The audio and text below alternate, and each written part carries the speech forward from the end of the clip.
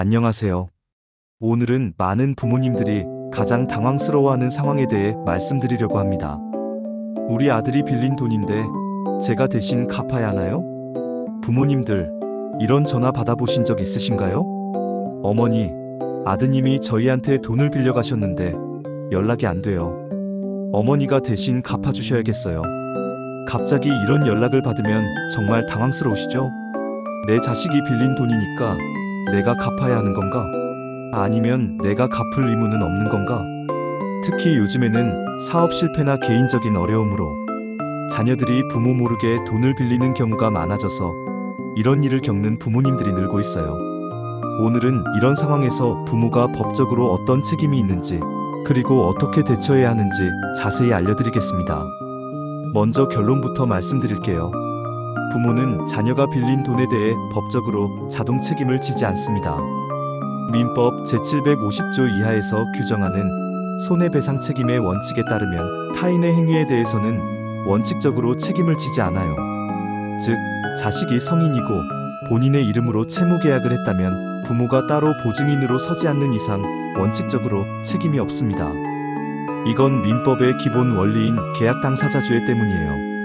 계약은 계약을 맺은 당사자들에게만 효력이 있고 제3자인 부모님은 그 계약과 상관없다는 뜻이죠.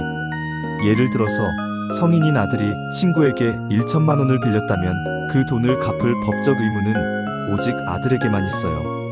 부모님은 아무런 법적 의무가 없습니다.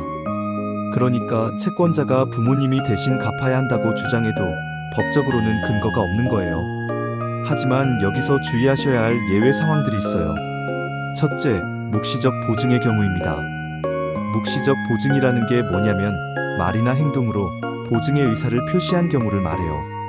예를 들어서 마이너스 부모가 자녀와 함께 대출 상담에 동행해서 서류 작업을 도운 경우, 마이너스 채권자에게 내가 어떻게든 갚아줄게라고 말한 경우, 마이너스 부모의 명의나 재산이 대출 담보로 언급된 경우, 이런 경우에는 부모도 보증 책임을 질 수 있다는 판례가 있어요. 민법 제428조에서는 보증계약에 대해 규정하고 있는데 보증은 반드시 서면으로만 하는 게 아니라 구두로도 성립할 수 있거든요. 둘째, 표현대리의 경우입니다. 이건 좀 복잡한 개념인데 쉽게 말해서 부모가 마치 자녀를 대리하는 것처럼 행동해서 상대방이 오해하게 만든 경우예요. 예를 들어 부모가 자녀의 사업에 깊이 관여하면서 채권자와 직접 연락을 주고받거나 채무 관련 서류에 직접 관여한 경우에는 표현대리 책임을 질 수 있어요. 셋째, 사기를 당한 경우입니다. 아예 부모 명의로 무단으로 대출을 받거나 부모의 인감도장을 도용해서 보증 서류를 작성한 경우도 있어요. 이런 경우에는 부모님이 피해자이지만 일단 법적 분쟁에 휘말릴 수 있어요. 실제 사례를 하나 말씀드릴게요. 어씨의 30대 아들이 친구 B씨에게 사업자금으로 500만 원을 빌렸어요. 처음에는 어씨도 모르는 일이었죠.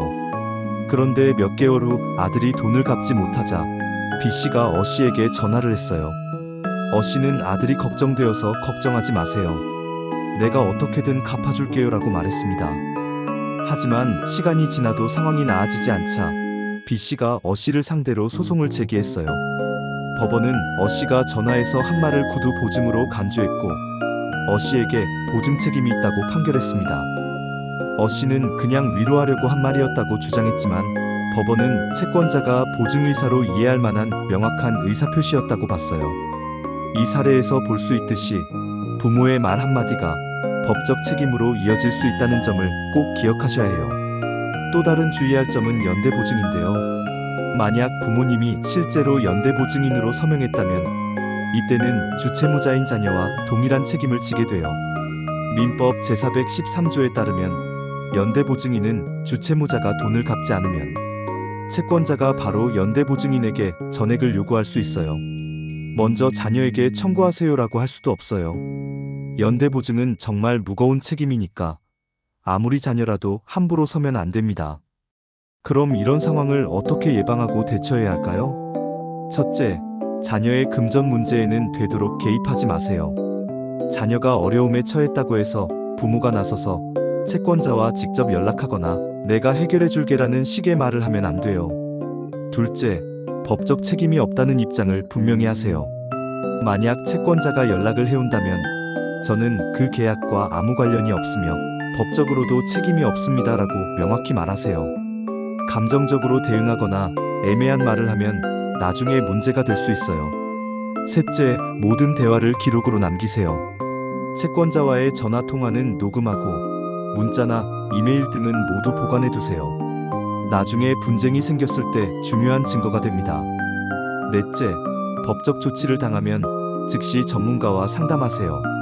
만약 정말로 소송을 당하거나 강제 집행을 당한다면 혼자 해결하려 하지 말고 즉시 변호사와 상담받으세요. 다섯째, 절대로 연대보증인이 되지 마세요.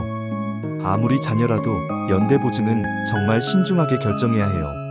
자녀의 모든 빚을 떠안을 각오가 없다면 절대 서명하지 마세요. 마지막으로 한 가지 더 말씀드리고 싶은 건 자녀 교육의 중요성이에요. 성인이 된 자녀에게는 본인이 진 빚은 본인이 책임져야 한다는 점을 분명히 알려주세요. 부모가 항상 뒤에서 해결해 줄 거라는 기대를 갖지 않도록 하는 것이 중요해요. 그리고 자녀가 금전적 어려움에 처했을 때는 무조건 도와주려 하기보다는 스스로 해결할 수 있는 방법을 찾도록 격려하고 지원하는 것이 더 도움이 될 수 있어요. 정리해드리면, 첫째, 원칙적으로 부모는 자녀의 빚에 대해 법적 책임이 없어요. 둘째, 하지만 묵시적 보증이나 표현 대리로 책임을 질 수 있으니 주의하세요. 셋째, 자녀의 금전 문제에 개입하지 말고 법적 책임이 없다는 입장을 분명히 하세요. 넷째, 모든 대화를 기록으로 남기고 법적 문제가 생기면 즉시 전문가와 상담하세요. 혹시 비슷한 상황을 겪고 계시거나 걱정이 되신다면 대한법률구조공단 전화 132나 지역법률상담소에서 무료 상담을 받아보시기 바랍니다. 이 영상의 내용은 일반적인 법률 정보 제공을 목적으로 하며 개별 상황에 대한 법률 자문이 아닙니다. 부모의 채무 책임 여부는 구체적인 상황, 당시의 언행, 관련 증거 등에 따라 크게 달라질 수 있습니다. 실제 법적 분쟁이 발생한 경우 반드시 변호사, 법무사 등 법률 전문가와 상담받으시기 바랍니다. 이 영상의 내용을 근거로 한 행동이나 판단으로 인해 발생하는 모든 결과에 대해서는 책임지지 않습니다. 도움이 되셨다면 구독과 좋아요 꼭 부탁드려요. 주변에 비슷한 고민을 하시는 부모님들께도 공유해서 모두가 올바른 정보를 알 수 있도록 도와주세요. 댓글로 관련 경험이나 궁금한 점을 남겨주시면 다음 영상에서 함께 이야기해 보겠습니다.